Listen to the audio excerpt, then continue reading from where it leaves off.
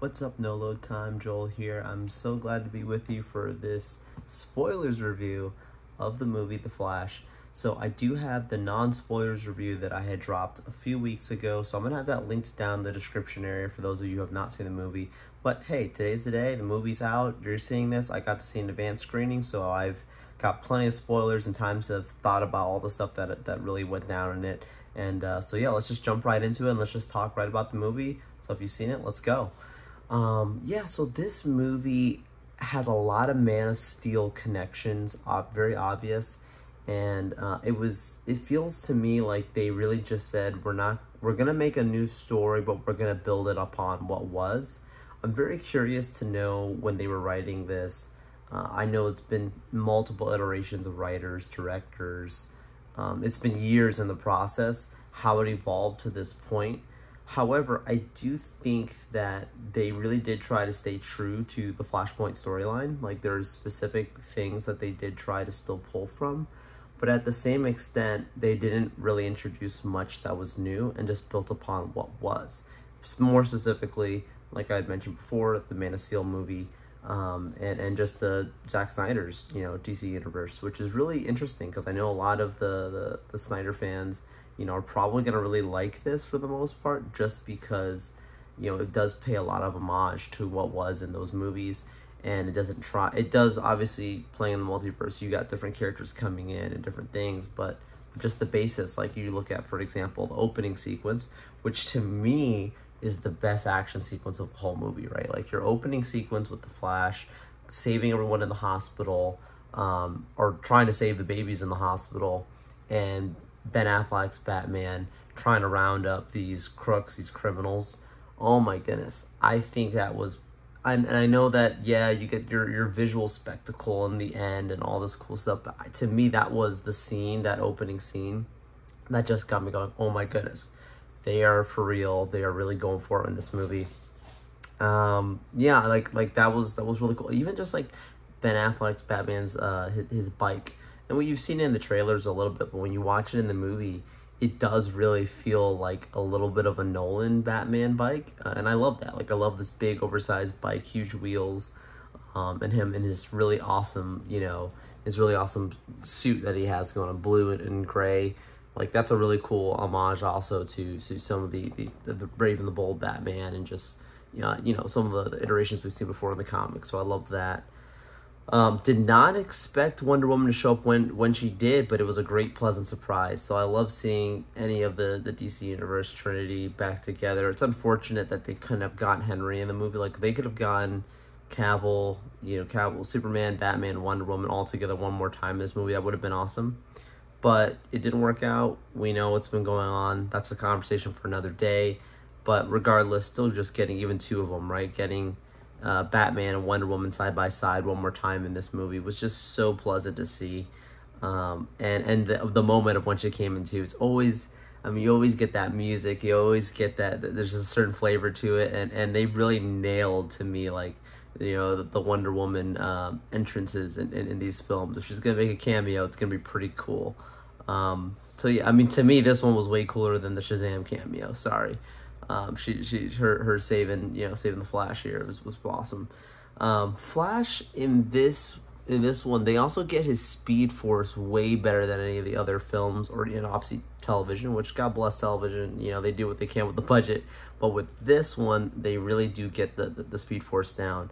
The opening moment again of this film, I'm gonna talk a lot about that, but when he just crouches down, gets in his position, and then just starts to blitz off, and you just, especially watching in IMAX, like if you're watching this in theaters and you can watch in IMAX, and the screen just gets bigger, and out of nowhere it's just full of this vibrant colors, and it's just such a awesome well done. I know some people have had some complaints with the CGI. I didn't really have that many complaints, only because the version that I saw was an advanced screening where they told us it was not the final cut, so I'm hoping that it looked a lot better in the end. To me, when you start getting the CGI stuff, it's more the stuff at the end of the movie, which we'll talk about here in a couple minutes. But yeah, at least for most of those moments, I was like, oh, this is cool, this is awesome, I love what they did with it. And that's a theme with this film, like the colors. oh my goodness, I love that seeing a DC film that's colorful. I know that there's going to be people who are going to say this is like kind of like the Marvel style of film, and it did feel a little bit closer to a Marvel film just in its overall, from the story beats, the action, the comedy, all that kind of blended together. But I think that's the wrong approach. Like, you can't just look at this and say, oh, this is a Marvel-styled film. Like, Marvel's not the only one that does this, by the way. Like, they're the ones who do this in the superhero genre because DC just wanted to be dark and brooding all the time. You gotta have your beats and flavors. And when you look at a movie like this, The Flash should not be a Batman movie. Obviously, I have been on the record jokingly saying that this movie is not really a Flash movie the moment we introduced Batman. Yes, I know the comic. I know that Thomas Wayne's Batman is in the Flashpoint significantly, and it's still a Flash storyline. It doesn't translate the same to me on the big screen. Like, in this movie, yes, it is very much a Flash movie, but the moment you put Batman in, I don't know, man, like, you're gonna have a lot of people who are just, that's all that they're gonna be really focused in on is, like, when's the next awesome Batman moment, and Batman has his moments, specifically Michael Keaton's Batman. Oh my goodness. I didn't love his introduction. I got worried for a second. I think I mentioned this in the non-spoilers one, but I was like, please don't Last Jedi this guy. Like, I was concerned there was going to be a little Luke where it's like, grumpy, whatever, and then he kind of helps, but he's not really helping. I don't want Batman to be, you know, just the joke. He's Batman. Like, come on. So yeah, he, you know, at first it seemed like a little kooky and corny, but then it does jump right in. It doesn't take too much time away when he finally says, I will help you, and helps Flash after Flash is in his Batcave and look at the car and all this cool stuff. And yeah, like, the point of them getting together is, you know, we're going to jump together and try and get Superman, because in this universe, we need to get a Superman. The two Flashes was okay. I didn't think that it was necessary to have two Flashes for most of the movie. But at the same extent, like, they worked it into a way that it wasn't a problem or anything like that. I just feel like if you're talking about, like, time continuum, he probably would avoid your actual self, like, from try and see yourself from a distance and make sure that you still do what you're supposed to do, even though it's a different universe, not necessarily a different timeline, which is important to understand. This is not that he went back in time, it's that he went to a different universe. Time and universe is not exactly the same. So it's a little messier than some people may understand it to be. Regardless, I would just think that he would probably want to keep his distance in this universe from that version of himself, but, you know, they wrote it in, it's fine, it's nothing crazy. And I you know, like, it's ironic to see that the Flash that we are used to seeing from the Snyderverse, now in this movie being the main character, like, seeing that being the, I'll say more intelligent Flash, but I'll say, like, the more serious Flash. And, like, seeing that he was the one that was keeping the other Flash in check, where he's supposed to be, like, 18 and goofy and whatever, which, you know, stereotypical, sure. Like, it was kind of funny, like, you know, where we see it. But that's also a lot to do with the pain that Flash feels, which is one of the great story beats of this movie, because it could have just been focused so much on the comedy that you don't have a story that you really connect to, and you're just laughing, but it's forgetful. But what makes it memorable is the whole personal connection that he has with his mother, and his father. You know, his father being incarcerated for a crime he did not commit. You know, his mother obviously not being in his life past, you know, the tragedy that happens. And then you see that just weighing heavy on Flash, and seeing a character show that type of vulnerability is important. And it's important because that's how people watching, audiences watching, can have some more empathy and have more of a connection to these characters, instead of just having them as, you know, dark and brooding and beating all the time. Like, there's times and places for it, and even in those, I think you still need to humanize the character, and I think the way they did it with this, and I gotta give Ezra Miller credit. I think when it came to those parts, Ezra really nailed it. So that was great for that, and playing two different parts, pretty interesting. Is the movie great? No. Is it one of the greatest superhero movies? Not even close. Is it a good movie? Yes. You know, like, there's a lot of things that you heard me talk about, and I didn't even talk about Supergirl for a second. Let's talk about that, and I'll come back in my wrapping and closing up thoughts, but I just want to stop for a second and just say that.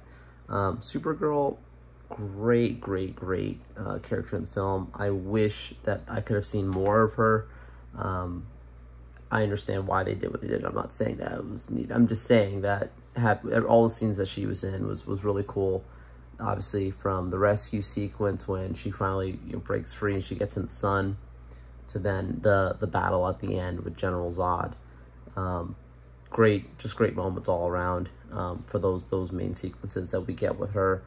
And it's cool to see a Supergirl that also, again, like, it's kind of humanized. Not that Superman's ever been humanized, because I think that they did that pretty well in Man of Steel and these other films, but I think when you look at it and say, she's all alone, and the one job that she had was to protect her cousin, and then she finds out that her cousin has been murdered, and it's not like it was a fair fight. Like, this is a literal baby.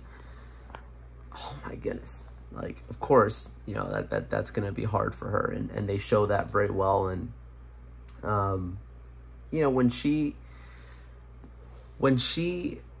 confronts General Zod, I think that was very much like an homage to Injustice: Gods Among Us, because she was kind of reluctant early on. Like, she didn't really want to get involved. That's a crazy Kryptonian. We can't see what's going on, but, it's not my thing. And when she sees what he's doing, and then she confronts him and finds out about specifically, obviously he wants her as the one Kryptonian that they have there. And she finds out, what'd you do? And she asks that question. It's direct parallel to Injustice: Gods Among Us. Obviously, where at that moment, if you read the comics, spoilers, you understand that Lois Lane is with Superman's child, and the Joker kills her. And that's when Superman finds out that, Joker killed Lois, and specifically his child that was in the womb. He absolutely goes crazy, because now he's lost his entire family, just like that, in a blast. And that's kind of what you see with her, right? Like, she has lost her family. The last of Krypton, her cousin, Kal-El, it's over. And that's just a moment where she just unleashes on General Zod. Love seeing General Zod back. Was, a cool moment. The real villain of the movie isn't him, though. And that's the thing that's really fascinating. Like, the real villain of this movie is Flash. And I love that they saved that for the end, where it's like, you just keep wanting to change things so much. And this is where it has direct parallels to Spider-Verse. Like, it is all about canon events. And this is stuff that I talk about all the time. Like, there are pillars of characters, pillars of stories, things that you've got to keep. If you miss those things, you mess up who and what we've seen with these characters. They explain that well in this. They explain that well in Spider-Verse. So yeah, I love seeing that too. All in all, there's also some other really cool moments, like in the Batcave. You got the laughing bag from the Joker that you see in the Batman '89. Batman has a great fight sequence when he's breaking free Supergirl. I think that's one of the cooler action sequences.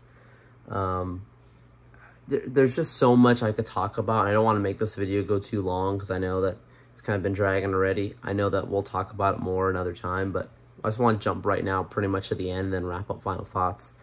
So at the end of the movie, you get the moment where he's in the Speed Force. And when both Flashes just keep trying to replay everything to save both Supergirl and save Batman and just save humanity. And then at that moment, Flash realizes, like, I've got to let this go. And it's parallel to also what happened with his mom. Like, I have to let my mom go too. And I think that's a really, really profound moment, because he realizes, like, how long have I been running? How long has the other version of him had kept coming in, but he became almost like a beast. And it was, it was another variant of Flash.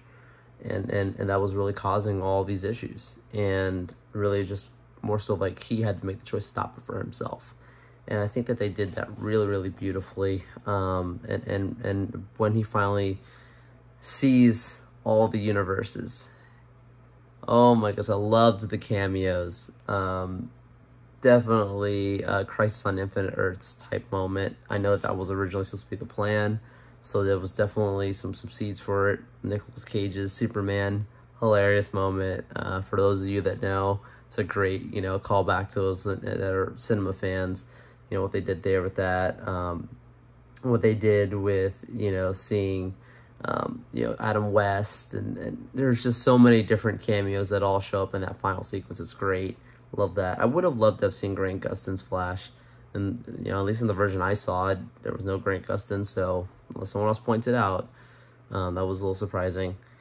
But yeah, that was a really, really nice moment. Hopefully a CGI on that when I see the final cut of it, which I'll be seeing this weekend. Hopefully, they really do get that right, because that obviously was very unpolished at the time. Yeah, so final thoughts, let's wrap this up. I think that they're probably not going to continue at all with this universe. I think that the Flash will not be the same Flash that you get in the future. Doesn't mean that this Flash will never show up. I just don't think this will be the Flash for the future. That's just my thoughts. I could be very wrong about this. I don't know. But yeah, I think like even the way they ended the film, and it sounds like Clooney's voice and what they do there with that, right? Like I definitely think that they cut a lot out. You can tell. You can tell that there's been a lot left on the chopping block. And I did not see the final cut, so the final cut may have cut even more stuff than what I've seen. I may drop another video just recapping end credit scenes and that kind of stuff after I've seen the final cut, which will be again this weekend. But yeah, it's a long video already. I have a lot of thoughts about it. Please drop your comments down in the comment section below.